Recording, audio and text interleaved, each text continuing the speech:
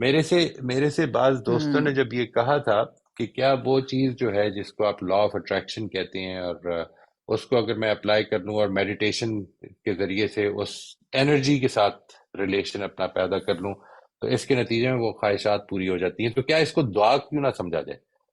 تو میں نے کہا اصل میں آپ اس کو جو مرضی سمجھ لیں، اور یہ آپ کا فیصلہ ہوتا ہے کہ جو آپ نے اس کو کس مقصد کے لیے استعمال کرنا ہے، اس پہ مجھے کوئی اعتراض نہیں، میں کون ہوں اعتراض کرنے والا؟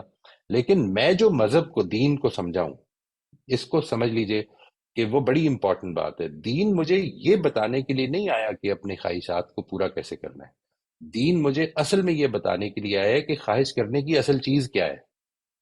یعنی وہ میری خواہشات کو ریگولیٹ کرنے آیا ہے، وہ میری خواہشات کو ٹھیک جگہ پر ڈالنے آیا ہے، وہ یہ بتانے نہیں آیا کہ تمہارا دل جس پر آ گیا اس چیز کو پورا کیسے کر لو، اور کس طرح سے اپنے آپ کو obsessions میں اور فوکسڈ تھاٹس میں مبتلا کر کے تم اپنی دعا کیا کرو۔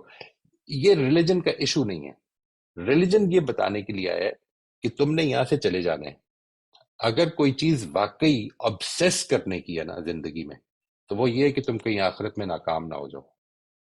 اس سے زیادہ کوئی کسی چیز کا obsession نہیں ہونا چاہیے۔ اپنی خواہشات کو بدلو، اس دنیا کو جتنا بھی پالو گے تو کتنا پالو گے اور کب تک کے لیے پالو گے؟ وہ زندگی ختم نہیں ہونی، اس کی خواہش کرو، اس میں لگ گئے تو کہیں وہ چلی نہ جائے۔ یہ ہے جو دین کا اصل پیغام ہے۔ دین کا اصل پیغام یہ نہیں ہے کہ یہ چھوٹی چھوٹی سی خواہشات پوری کیسے کرو۔